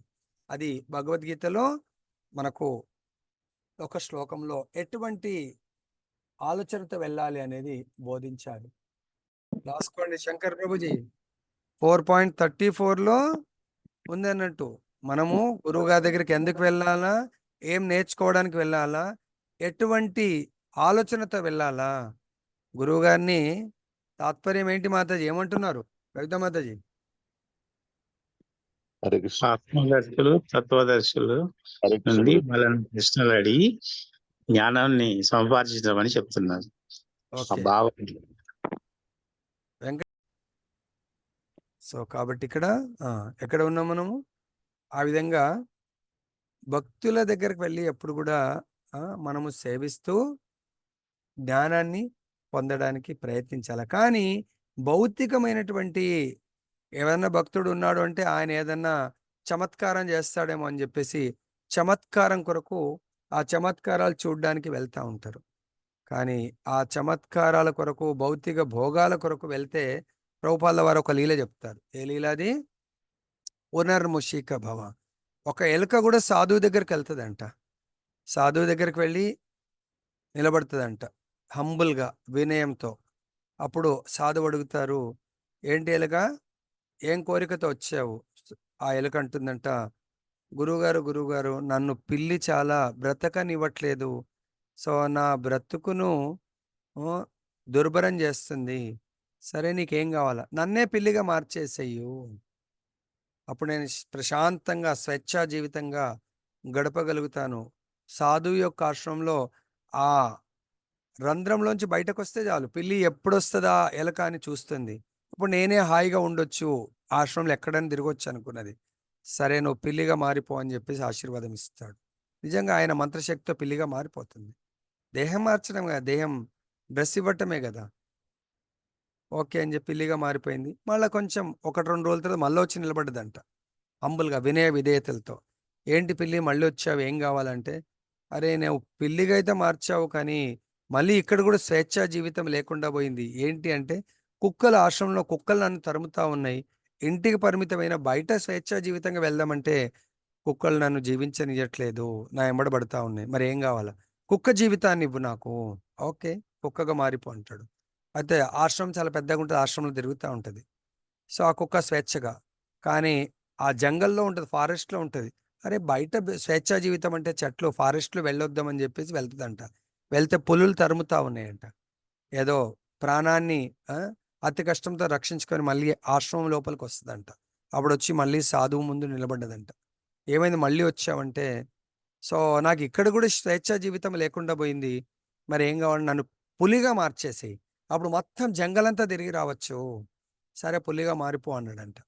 అప్పుడు మారిపోగానే ఇమ్మీడియట్గా గర్జిస్తూ ఉందంట. పులి గాండ్రిస్తూ ఉంది. ఏంటి ఎలా అరుస్తూ ఉన్నావంటే, నాకు ఆకలి అవుతుంది. ఓకే, ఆకలి అవుతే ఏంటి, నేను తినాలని ఉంది. చూడండి, అంటే మనకు రక్షణ ఇచ్చినటువంటి వాళ్ళనే భక్షించాలనుకోవటము జంతు లక్షణము. కాబట్టి మళ్ళీ ఏమన్నాడు, నువ్వు ఇంకా పులిగా అంటే జంతువు పులిగా జీవించే అర్హత లేదు, పునర్ముషిక భవ, నువ్వు మళ్ళీ ఎలకగా మారిపో అని చెప్పేసి ఆశీర్వాదం ఇచ్చాడు. అంటే మనం కూడా భౌతిక కోరికలు ఒకటి తర్వాత ఒకటి ఒకటి తర్వాత ఒకటి ఆచార్యుల దగ్గరికి వెళ్ళి సాధువుల దగ్గర వెళ్ళి భౌతిక కోరికలు కోరకండి. భౌతికం మనం ఎట్లాగూ మన కర్మఫలాలు మనం అనుభవిస్తాం, ఒకటి తర్వాత ఒకటి మంచైనా చెడైనా జరుగుతూ ఉంటుంది. మనం నిజంగా కోరుకోవాల్సింది అదే ఎలక, ప్రభు నాకు మానవ జన్మను ప్రసాదించండి, మీ శిష్యుడిగా మీ సేవ చేసుకుంటూ ఉంటాను ఆశ్రమంలో అని ఉంటే నిజంగా మానవ జన్మను కూడా ఇచ్చేవాడేమో. కానీ అలా కోరుకోలేదు. అర్థమైందా? సో అది మెంటాలిటీ, ఎటువంటి మెంటాలిటీ, హిరణ్యకశిపు తర్వాత రావణాసుర మెంటాలిటీ, భౌతిక భోగాలను అనుభవించాలనేది. తర్వాత అటువంటి సాంగత్యం చేతనే ముక్తిపథం ఆరంభమగునని కపిల భగవానుడు, సాధువుల యొక్క సాంగత్యంలో భక్తియుక్త సేవను మాత్రమే కోరుకోండి. నెక్స్ట్ సాధువు యొక్క లక్షణాలు కూడా చూద్దాము. ఓకే, ఓర్పు, కరుణ, సర్వ జీవుల ఎడ మిత్రత్వము అనునవి సాధువు లక్షణములు. మనందరం మరి సాధువులు కావాలంటే ఓర్పు అన్నప్పుడు చైతన్య మహాప్రభు కూడా ఇదే బోధనలు చేశాడు. తృణాదపి సునీచేన తరోరపి సహిష్ణున అమానిన మానదేన కీర్తనీయ సదా హరి. నిత్యము నిరంతరము కీర్తన చేసే వాళ్ళు ఏ విధంగా ఉంటారంటే, తృణముకున్నటువంటి వినయము, విధేయతలు, ఇతరులకు ఎటువంటి ఇబ్బంది కలిగించనటువంటి గుణము, ఒక గడ్డి పొరకకు ఉన్నటువంటి వినయ విధేయతలు ఉండాలి. 2 ఓర్పు, అంటే వృక్షానికి ఉండేటువంటి ఓర్పు ప్రతి మానవుడికి ఉండాలి. కరుణ, ఇతర జీవుల పట్ల కరుణ, అంటే నిజమైన కరుణ అంటే వాళ్ళ పట్ల వాళ్ళు భౌతికంగా ఎంతో దుఃఖాన్ని అనుభవిస్తున్నారు, ఆ భౌతిక దుఃఖం నుంచి వాళ్ళని ఆధ్యాత్మిక మార్గంలో ఎలా ప్రయాణింప చేయాలి అనేది నిజమైనటువంటి కరుణ చూయించాలి. అర్థమైందా? సో అందుగురించే భగవంతుడి కంటే కూడా భగవంతుడి యొక్క శుద్ధ భక్తుల దగ్గర కరుణ ఎక్కువ ఉంటుంది. భగవంతుడు అయితే ఎవరైతే టెంపుల్కి వస్తారో వాళ్ళని, టెంపుల్ దర్శనానికి వచ్చిన వాళ్ళని ఆశీర్వదిస్తాడు, వాళ్ళ పైన కరుణ చూపిస్తాడు. అదే ప్రభుపాదుల వారు తన యొక్క ఓల్డ్ ఏజ్ని కూడా చూడకుండా ఎంతో బాధలను అనుభవిస్తూ, కష్టాలను అనుభవిస్తూ, ఆ షిప్లో వెళ్ళేటప్పుడు 2 సార్లు హార్ట్ అటాక్లను అనుభవిస్తూ, సో అక్కడ వెళ్ళి ఎవ్వరూ తెలియదు, కానీ ఆ పతిత జీవుల పట్ల హిప్పీస్ని హ్యాపీస్గా మార్చడంలో ఎంతో కరుణని చూయించాడు, భగవత్ కరుణని ప్రసాదించాడు. భగవంతుడే తన దగ్గరకు వచ్చి విధి విధానాలతో ఎవరైతే తనను సేవిస్తారో వాళ్ళ పట్ల కరుణ చూపిస్తుండొచ్చు, కానీ భగవంతుడి యొక్క శుద్ధ భక్తుడు ఎటువంటి నియమాలు లేకుండా తాను ఎక్కడికైనా వెళ్ళడానికి, పతితులను ఉద్ధరించడానికి, కరుణను చూపించడానికి వెళ్తూ ఉంటాడు. తర్వాత నెక్స్ట్ది సర్వజీవుల ఎడ మిత్రత్వం. కాబట్టి వింటున్న వాళ్ళందరూ గుర్తుపెట్టుకోండి, భక్తుడికి ఎప్పుడు కూడా ఎవ్వరు కూడా శత్రువు ఉండకూడదు, అజాత శత్రువు అంటారు. భగవంతుడికి ఎవరు శత్రువులు కాదు, భగవంతుడి భక్తులకు కూడా ఎవరు శత్రువులు గారు. అర్జునుడు, పాండవులు వాళ్ళ రాజ్యాన్ని పొందడానికి కొరకు వాళ్ళతో యుద్ధం చేయాలనుకున్నారే తప్ప వాళ్ళని శత్రుత్వంతో కాదు. అయినా భక్తుడి లోపల ఎలా ఉంటది? ఆ సందర్భంలో అనుకున్న యుద్ధ భూమిలో నిలబడంగానే అర్జునుడు నిజమైన శుద్ధ భక్తుడు కాబట్టి, కృష్ణ నేను ఆఫ్టర్ ఆల్ నా రాజ్య సుఖ భోగం కొరకు వీళ్ళందరినీ చంపాలి, నా బంధువులు, మిత్రులు, తాతలు, గురువులు, నా తండ్రుల సమానము, వీళ్ళందరినీ చంపాల్సినంత అవసరం ఉందా? నేను చంపలేను కృష్ణ, నా గాంధీవము నా చేతుల్లోంచి జారిపోతుంది, నా శరీరం అంతా కంపించిపోతుంది. అది నిజమైన భక్తుడికి ఉండవలసిన లక్షణము. సర్వజీవుడు మిత్రత్వము. ఆ పాత శత్రుత్వాన్ని వదిలేసిండు, తనకు జరిగినటువంటి అవమానాలను వదిలేసిండు, తన యొక్క భార్యని నిండు సభలో ఘోరాతి ఘోరమైనటువంటి అవమానాన్ని ఇమ్మీడియట్గా మర్చిపోయి వాళ్ళని క్షమించడానికి ఆయన సిద్ధమైపోయాడు అర్జునుడు. అదేవిధంగా ద్రౌపది స్వయంగా తన అవమానాలను క్షమించి తర్వాత తన పుత్రుల్ని కూడా సంహరించినటువంటి అశ్వత్థామను వదిలేయమని ప్రాధేయపడుతుంది కృష్ణుని, అర్జునుని.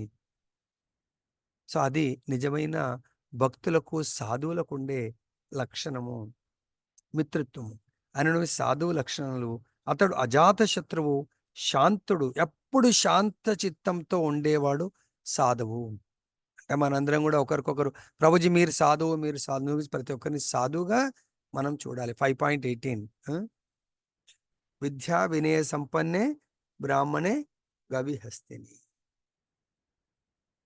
సో ప్రతి ఒక్కరిని కూడా నిజంగా విద్యా వినయం ఉన్నటువంటి పండితుడని ఎవరిని అంటారు అంటే, వాళ్ళు ప్రతి ఒక్కరిని కూడా ఎవరిని? పండితుణ్ణి, బ్రాహ్మణుణ్ణి, తర్వాత శునకాన్ని, శునక మాంసం తినేవాడిని, ప్రతి ఒక్కరిని కూడా సమదృష్టితో చూసేవాడు నిజమైనటువంటి పండితుడు. ఇవి సాధువులకు ఉండవలసినటువంటి లక్షణములు. శాస్త్రంలో కట్టుబడి ఉండాలి. మళ్ళీ సాధువులు శాస్త్ర విధి విధానాలకు, నియమాలకు కట్టుబడి ఆ జీవితాన్ని గడపాలి. తర్వాత పైన వివరింపబడిన చాలా పరిగెడుతా ఉంది. పైన వివరింపబడిన సాధువు కృష్ణ భక్తుడే కనుకనే అతని కార్యము జనులకు కృష్ణ భక్తిని కలిగించుటే అయ్యుండును. అది అతని కరుణా విశేషము.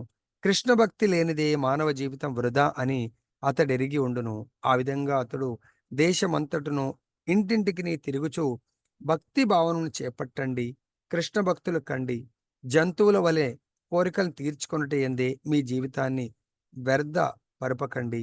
మానవ జీవితం ఉన్నది ఆత్మ అనుభవంనకే, అంటే కృష్ణ భక్తి భావనం అనుచు ప్రచారము చేయును. ఈ సాధువు 4 రకాలటువంటి పనులను తన జీవితంలో చేపడతాడు.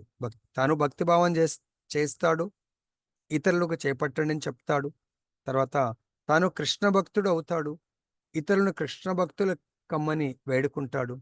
3 జంతువుల వలె మానవ జీవితం ఉన్నది ఫస్ట్ తను అర్థం చేసుకుంటాడు. నేను ఆత్మను అని అర్థం చేసుకొని ఆత్మగా జీవిస్తాడు. అదేవిధంగా ఇతరులను దేహాత్మ బుద్ధి నుండి బ్రహ్మభూత స్థితికి వాళ్ళని తీసుకొని రావడానికి ప్రయత్నం చేస్తూ ఉంటాడు. తర్వాత అలా తన జీవితాన్ని వ్యర్థం పరచకండి అని వేడుకుంటాడు. తర్వాత జంతువుల వలె తన కోరికలను తీర్చుకోవడం. జంతువుల వలె కోరికలంటే ఆహార నిద్ర భయమైతునంచ, ఆహారాన్ని భుజించడానికి, నిద్రించడానికి కొరకు, మైథున సుఖాన్ని అనుభవించడానికి కొరకు, తాను సంపాదించి ఎవడన్నా ఎత్తుకొని పోతాడేమో అని చెప్పేసి ఆ భయంతో రక్షించుకోవడానికి కొరకే జీవితాన్ని వ్యర్థపరచకండి అని అలాంటి జీవితము తను అనుసరిస్తూ ఇతరులకు బోధిస్తూ ఉంటాడు.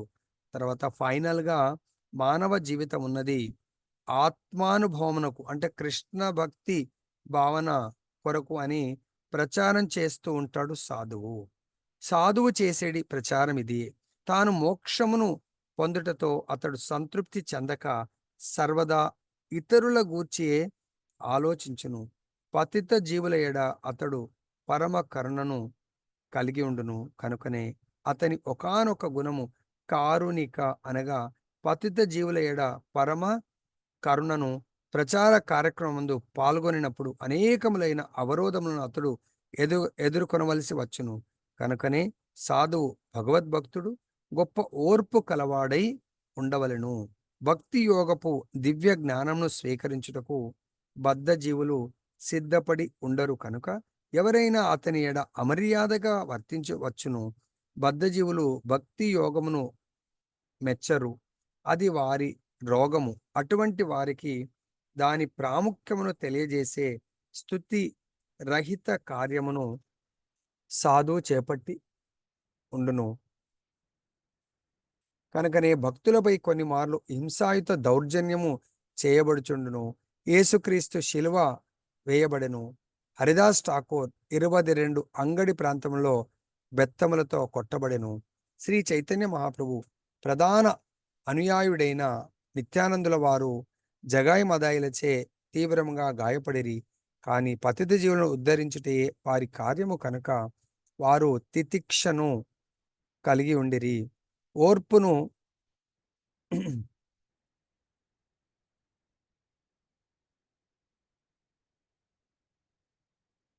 కలిగియుండి పతిత జీవులందరి ఎడను కరుణను కలిగియుండుట సాధు పురుషుని ఒకానొక లక్షణము. సర్వజీవ సుహృత్తైన కారణమున అతడు కరుణామయుడై ఉండును. అతడు మానవ సంఘపు శ్రేయోభిలాషి మాత్రమే గాక జంతువులకు కూడా శ్రేయోభిలాషి అయి ఉండును. కనుకనే ఇచ్చట సర్వదేహినాం భౌతిక దేహములకు కలిగినట్టి జీవులందరూ అని చెప్పబడింది. కేవలం మానవుడే గాక శునక మార్జాల అది జంతువులు కూడా భౌతిక దేహములను కలిగి ఉన్నవి. కనుకనే భక్తులు ఎల్లరి ఎడను కరుణామయులై ఉందురు.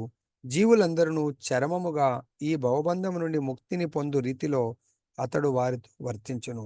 శ్రీ చైతన్య మహాప్రభు శిష్యులలో ఒకరైన శివానంద సేనుడు ఒక కుక్కకు ముక్తిని కలిగించెను. సాధు సాంగత్యం ద్వారా శునకము మోక్షము నందిన సంఘటనలు పెక్కు కలవు. సమస్త జీవుల లాభము కొరకై సాధు మహాత్ముడు అత్యున్నతమగు పరోపకార కార్యక్రమమును నా లగ్నమై ఉండుటే అందుల కారణము. సాధువు ఎవరి ఎడను శత్రుత్వమును కలిగి ఉండనప్పటికీ ఈ జగత్తు కృతజ్ఞతాహీనమైనందున అతడు పెక్కు శత్రువులను కలిగి ఉండును. శత్రువు మరియు మిత్రుడి నడుమ భేదం ఏమి? నైజమునందలి భేదమే వారిరువురి నడుమ గలదు. బద్ధజీవులందరూ భవబంధం నుండి ముక్తిని పడైనట్లుగా సాధువు వారితో వర్తించును. అనగా బద్ధజీవుని ఊరడించుట యందు సాధువు కన్నను వేరెవ్వరును అధిక మిత్రత్వము చూపజాలరు. సాధు మహాత్ముడు శాంతుడై ఉండి శాస్త్ర నియమములన్నింటినీ ప్రశాంతంగా అనుసరించును. సాధువనగా శాస్త్ర నియమములను అనుసరించుచు అదే సమయమున కృష్ణ భక్తుడై ఉండువాడని భావము. భగవద్ ఆదేశములను పాటించుమని సర్వశాస్త్రములు మనకు ఉపదేశించున్నవి కనుక శాస్త్ర నియమములను నిజంగా పాటించువాడు భక్తుడే అయితీరును. కనుక సాధువనగా శాస్త్ర నిర్దేశములను అనుసరించువాడు మరియు భక్తుడు అని భావము. ఈ గుణములన్నీ భక్తుని యందు ప్రస్ఫుటముగా గోచరించును. భక్తుడైన వాడు దేవతల సద్గుణములన్నింటినీ వృద్ధిపరుచుకొనగా అభక్తుడు మాత్రం విద్యా పారంగతుడైనప్పటికీ దివ్యానుభూతి ప్రమాణమును అనుసరించి నిజమైన శుభగుణములను గాని యోగ్యతలను గాని కలిగి ఉండడు. భక్తుడికి అన్ని సద్గుణాలుంటాయి. సాధువుకు ఇవన్నీ కూడా ఓర్పు, కరుణ, సర్వజీవుల ఏడ మిత్రత్వము, ఇవి సాధువుల యొక్క లక్షణము. అదే అసాధువు, అభక్తుడు ఓర్పుండదు, ఇతరులపై కరుణ చూపడు. సో మిత్రత్వం ఉన్నది ఎప్పుడు ప్రతి ఒక్కరితో ఫైటింగ్ చేస్తూ ఉంటాడు. ప్రతి చిన్నదానికి తప్పుగా అర్థం చేసుకొని వాళ్ళ పట్ల శత్రుత్వము. వాళ్ళంటే నాకు పడదు ప్రభుజీ. సో భక్తులే, వాళ్ళతో నేను ఉండలేను ప్రభు, వాళ్ళ రూమ్లో ఉండలేను ప్రభు, వాళ్ళ పక్కకు కూర్చోలేను ప్రభు, మీరు వాళ్ళకి ఫోన్ చేయమని చెప్పకండి ప్రభుజీ, వాళ్ళని పలకరించమని ఇది మనం ఉన్న స్థితి. సాధువు కావాలి, భక్తుడు కావాలంటే అజాత శత్రువుగా ఉండాలి. ప్రతి ఒక్కరితో శాంతియుతంగా మనము మాట్లాడాలి. తర్వాత ఇతరులను సాధువులుగా మార్చటము. యేసుక్రీస్తు నిజమైన సాధువు. ఆయనను శిలపైన అంటే లైక్ దాన్ని ఏమంటారు, ఆయనని మొలలతో కొట్టి ఆయనని శిక్షించిన ఆ మొలలతో కొడుతున్న వారి పట్ల ఆయన జాలి కరుణ చూపాడు. అదేవిధంగా చైతన్య మహాప్రభు శిష్యుడైనటువంటి హరిదాస్ ఠాకూర్ ఆయన నామం చేస్తూ ఉంటే అప్పుడు ముస్లిం రాజులు ఆర్డర్ ఇస్తారు, 24 మార్కెట్ యార్డ్లలో ఆయనని శిక్షించండి, సో దట్ మిగతా వాళ్ళు ఇంకా ఆ శిక్షకు భయపడి వాళ్ళు ఇంకా ఈ హరినామాన్ని స్వీకరించరు. అప్పుడు కూడా హరిదాస్ ఠాకూర్ వదిలేయకపోతే ఆయన చనిపోయే వరకు శిక్షించండి అంటే ఆయన చనిపోడు. అప్పుడు వాళ్ళందరూ ఆయన వచ్చి వేడుకుంటారు, ప్రభు మీరు మృత్యువు చెందకపోతే మమ్మల్ని సంవరిస్తా అంటున్నాడని. అప్పుడు హరిదాస్ ఠాకూర్ వాళ్ళ కొరకు అన్కాన్షియస్ అయిపోవడము, భగవంతుని ప్రే చేస్తాడు, వీళ్ళ తప్పు లేదు, దయచేసి భగవంతుడా వీళ్ళను అపరాధ రహితులుగా చేసి సో వీళ్ళ పట్ల ఎటువంటి శిక్షణ అంటే శిక్ష వేసేట్టుగా చూడకండి, వీళ్ళని క్షమించండి అని వేడుకుంటూ ఉంటాడు. సో దీనికి సంబంధించి రీసెంట్గా ఒక జరిగినటువంటి వృత్తాంతాన్ని ఇందాక చెప్పినటువంటి ఆ గురువు గారి గురువు, ఆయన పేరు శ్యామానంద ప్రభు అని ఉంటారు. సో ఇద్దరు గురు శిష్యులు. ఇందాక చెప్పిన గురువు గారి పేరేం పేరు?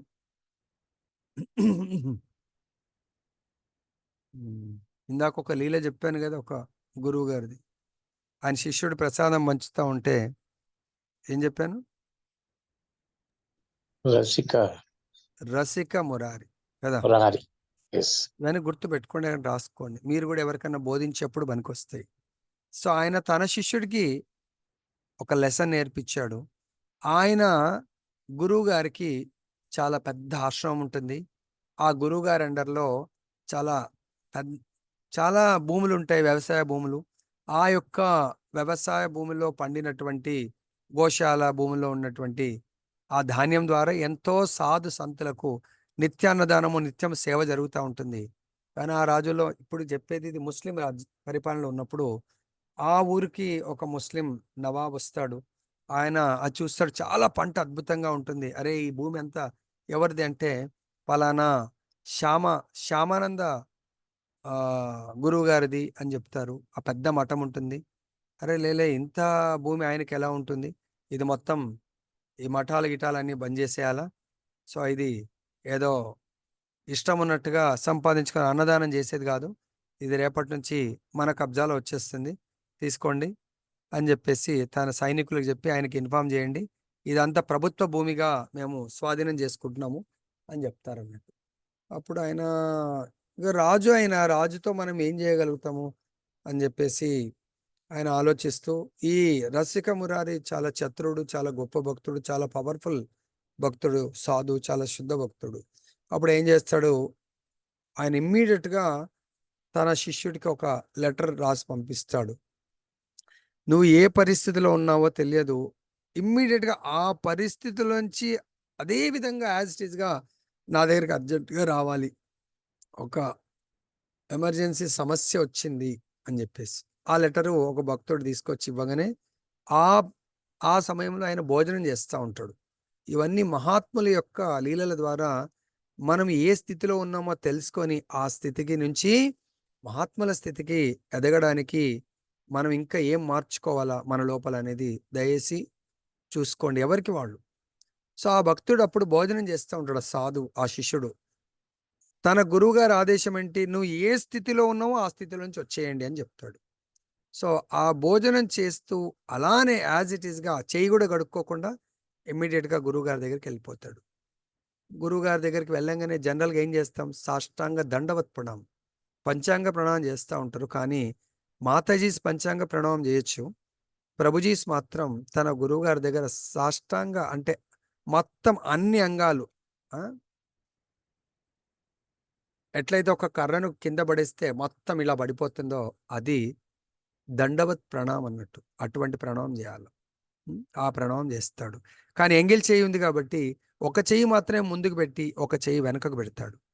అప్పుడు గురువుగారు చూస్తారు, అరే ఈ రసికముర ఇంత గొప్ప భక్తుడు, సకల శాస్త్ర కోవిదుడు, ఈ ప్రణామం ఇలా చేస్తున్నాడు ఏంటి అని చెప్పేసి ప్రణామం అయిన తర్వాత అడుగుతాడు, ఏంటి మురారి నువ్వు ఈరోజు ప్రణామం కొత్త వెరైటీ ప్రణామం చేసావు ఏంటి అంటే, మన్నించండి గురువుగారు, సో ఎంగిలి చేత్తో మీకు ముందుకు చెయ్యి పెట్టి ప్రణామం చేయకూడదని నేను అలా ఒక చెయ్యి ఎంగిలి చెయ్య, అదేంటంటే మీ లెటర్లో రాశారు, మీరు ఉన్న స్థితి యాజ్ ఇట్ ఈస్గా రమ్మని. నేను అప్పుడు భోజనం చేస్తున్నాను గురువుగారు, అలానే వచ్చేసాను అని చెప్పేసి అంటాడు. ఓకే, సరే ఇప్పుడు చేయి కడుక్కొని రమ్మని చెప్తాడు. సరే గురువుగారు మీ ఆదేశం అని చేయి కడుక్కొని వచ్చిన తర్వాత, ఇలా నవాబ్ ఇలా చేశాడు, మరి నాకు దాని పరిష్కారము నువ్వైతేనే ఆలోచించి చేయగలుగుతావని నేను అర్జెంటుగా పిలిచాను, దీనికి సమస్యని పరిష్కరించు అని చెప్తాడు. సరే గురువుగారు మీ ఆదేశానుసారము నేను ప్రయత్నం చేస్తాను, నేను వెళ్ళి ఆ గురువుగారికి బోధన చేస్తాను, నవాబుకు బోధన చేసి మీ యొక్క వ్యవసాయ భూమిని మళ్ళీ మన ఆశ్రమానికి వచ్చేట్టు చూస్తానని గురువుగారి దగ్గర ఆశీస్సులు తీసుకొని వెళ్ళిపోతాడు. అక్కడ ఆ ఊర్లో తన శిష్యులు, ఈ రసిక మురారి శిష్యులు ఉంటారు ఆ నవాబు యొక్క కొలువులో. ఆ ఊరికి వెళ్ళి ఆయన ఒక ఇంట్లో బస చేయగానే అక్కడ శిష్యులు తెలుసుకో, అరే మా గురువుగారు వచ్చారని ఆ రాజుగారి కొలువు కూడా వెళ్లకుండా ఒక 3 రోజులు గురువుగారి దగ్గరకు వచ్చి గురువుగారిని సేవిస్తూ, గురువుగారు ఎందుకు వచ్చారు ఏంటి కనుక్కుంటారు. అప్పుడు గురువుగారు అంటారు, మీ నవాబుతో అపాయింట్మెంట్ అరేంజ్ చేయండి, సో నేను నవాబును కలుస్తాను అంటారు. లేదు లేదు గురువుగారు, మీరు మా నవాబు ముందే కొంచెం తల తిక్కోడు, సో మీ పట్ల అమర్యాదగా మాట్లాడొచ్చు, సో మరి మేము ఆ నవాబు గారికి మేమే సమయం చూసి చెప్తాము అని చెప్తారన్నట్టు. సరే అని చెప్పేసి ఈ లోపల వీళ్ళు 3 రోజులు వెళ్ళరు. మళ్ళీ యథావిధిగా 3 రోజుల తర్వాత ఆ కొలువుకు వెళ్తారు. అప్పుడు నవాబు అడుగుతాడు రాజు, ఏంటి చెప్పా పెట్టకుండా 3 రోజులు మీరు ఎటు వెళ్ళారు, మరి పనులన్నీ ఎలా జరుగుతాయి అది ఇది అంటే, లేదు రాజా, మా గురువుగారు వచ్చారు, ఆయన చాలా మహాత్ముడు, చాలా సిద్ధులు కలవాడు, చాలా గొప్ప భక్తుడు, కాబట్టి ఆయన దర్శనానికి వెళ్ళాము, ఆయన తలుచుకుంటే ఏమైనా చేయగలుగుతాడు, అంత గొప్ప అవునా, చమత్కారాలు చేస్తాడా, అయితే నేను ఆయన ఇప్పుడు అభక్తులకేంది ఎప్పుడు చమత్కారాలు చూడాలి, పరీక్షలు పెట్టాలి, ఆ పరీక్షలు నెగ్గుతాడా, అంత భక్తుడా, అంత భక్తి ఉందా, ఇది టెస్ట్ చేసేది గుణము అభక్తులకు ఉంటుంది, నాస్తికులకు ఉంటుంది. సరే అయితే మంచిది, మీ గురువు గారిని నేను పర్సనల్గా చూడాలనుకుంటున్నాను, రమ్మనండి, తీసుకొని రండి, ఆయన యొక్క చమత్కారాలు నేను చూడాలనుకుంటున్నాను అని భగవంతుడు లీల చూడండి, తీసుకొని రండి అంటాడు. సో అప్పుడు సరే రాజా మా గురుగారికి ఇన్ఫామ్ చేస్తాము. అప్పుడు ఈయన అంటాడు, నేను ఆయన గురించి పల్లకి పంపిస్తాను, పల్లకిలో రమ్మనండి అంటాడు. ఓకే అని చెప్పేసి అక్కడ పంపించాడు. ఇక్కడ ఏం చేస్తాడంటే ఆయన దగ్గర ఒక ఏనుగు ఉంటుంది, అది చాలా ప్రతి రాజు దగ్గర ఉంటుంది, అది చాలా భయంకరమైంది అన్నట్టు, దాన్ని కంట్రోల్ చేయాలన్నటువంటి, ఎట్లయితే కంసుడి దగ్గర కువలయ పీడ అని చెప్పేసి ఎలిఫెంట్, అది చాలా దాన్ని కంట్రోల్ చేయడం ఇంపాసిబుల్ లాగా ఉంటుంది, చాలా ఎవరంటే వాళ్ళు కంట్రోల్ చేయలేరు. అది కృష్ణుడి మీదకి కంసుడు వదిలినట్టు ఈ ఏనుగుని ఫుల్గా తాగించి వదులుతారంటూ ఆయన వస్తున్నాడని తెలిసి. అప్పుడు ఆ ఏనుగు ఆ రాచమార్గంలో ఇష్టమైనట్టు చాలా భయంకరమైనటువంటి వాతావరణాన్ని సృష్టిస్తూ ఉంటుంది, షాప్స్ని, జనాల్ని ఇటు నుంచి అటు అటు నుంచి ఇటు. అప్పుడు వాళ్ళు పల్లకి వాళ్ళకి వీళ్ళకి ఆల్రెడీ చెప్పి పంపిస్తాడు, కరెక్ట్ మధ్యలోకి తెచ్చేసి ఆ ఏనుగు ముందు వదిలిపెట్టి మీరు పారిపోండి అని చెప్పేసి. సరే అని చెప్పేసి ఆ బోయిలు అలానే ఆ రాచమార్గంలో కరెక్ట్ మధ్యలో వదిలేసి ఆ ఏనుగు అలా దూరం నుంచి వస్తుంటే వాళ్ళు పారిపోతారు. ఆ ఏనుగు పరిగెత్తుకుంటూ వస్తుంది. అప్పుడు ఈ రసిక మురారి భక్తుడు, ఆయన శుద్ధ భక్తుడు, భూత భవిష్యత్ వర్తమానం తెలుసుకున్నవాడు, చూడంగానే ఆయన ఆత్మదర్శి. సో అప్పుడు ఆయన పల్లకిలోంచి బయటకు వచ్చి ఆ ఏనుగు అలా వస్తుంటేనే, ఓ గజమా, నువ్వు ఎంత ఉన్నత ఫ్యామిలీకి కుటుంబానికి చెందిన దానివి, నువ్వు స్వయం భగవంతుడి యొక్క కృపకు పాత్రుడైనటువంటి గజేంద్రుడి యొక్క వంశస్థుడివి, కానీ అంత గొప్ప వంశంలో జన్మించి దానివి ఇలా చేయడము నీ యొక్క పూర్వీకులకు తగినటువంటిది కాదు.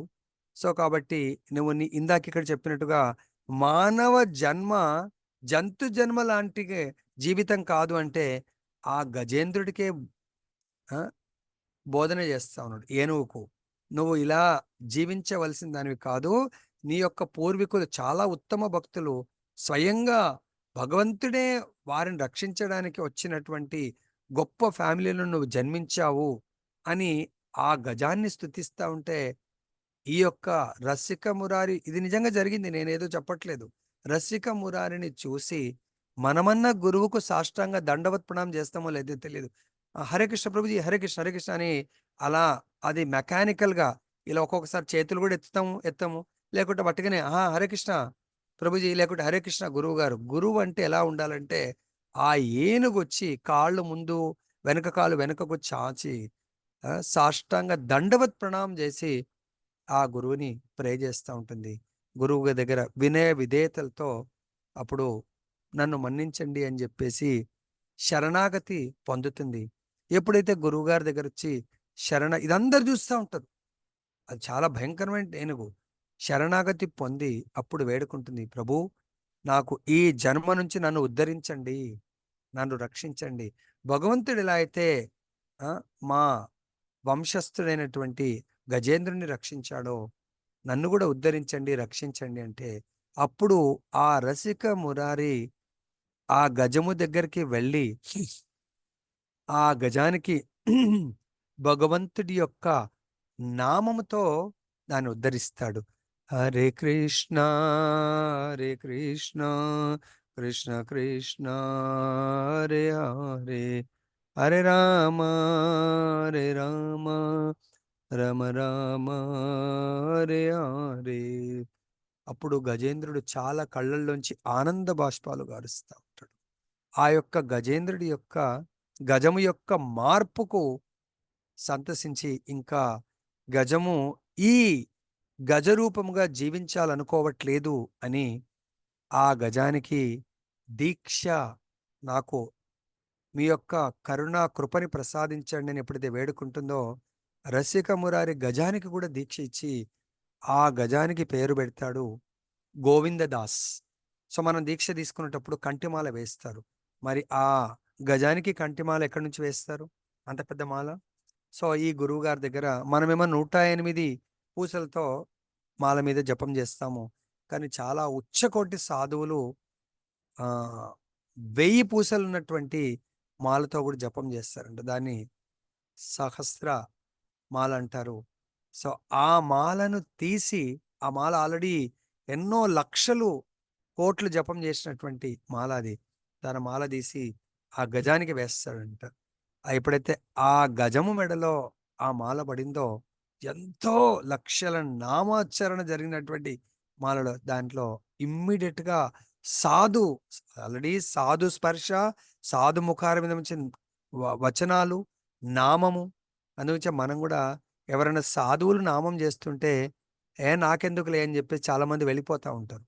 గురువుగారు కీర్తన చేస్తున్నా ముఖ్యంగా మనం వినవలసింది సాధువుల యొక్క ముఖారవిందం నుంచి, చైతన్య మహాప్రభు ముఖారవిందం నుంచి కీర్తన చేస్తూ ఉంటే బద్ధ శత్రువులైనటువంటి జంతువులు ఆలింగనం చేసుకుంటూ ఉంటాయి.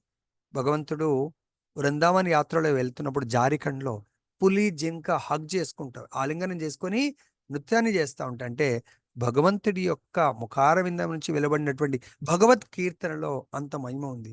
కాబట్టి ఎప్పుడైనా సాధువులు, గురువులు కీర్తన చేస్తున్న, కథామృతం మనకు బోధిస్తున్న, దయచేసి అన్నింటినీ పక్కన పెట్టండి. ఫోన్లు వస్తాయి, నాకు కూడా ఫోన్లు వస్తాయి కదా, నిమిషంలో లేదు మళ్ళీ కాల్ చేస్తాను. ప్రపంచం మునిగిపోయేది ఉండదు, మనం మునిగిపోయేంత ఉండదు. అర్థమైందా? అప్పుడు ఆ గజానికి ఆ మాల వేసి తర్వాత తన చెవులో, గజము చెవులో హరినామము చెప్పి, నీకు ఈరోజు దీక్ష ఇస్తున్నాను, నీ నామము గోవిందదాస్. మరి చాలామంది మనుషులకు కూడా గోవిందదాస్ అని ఉంటుంది.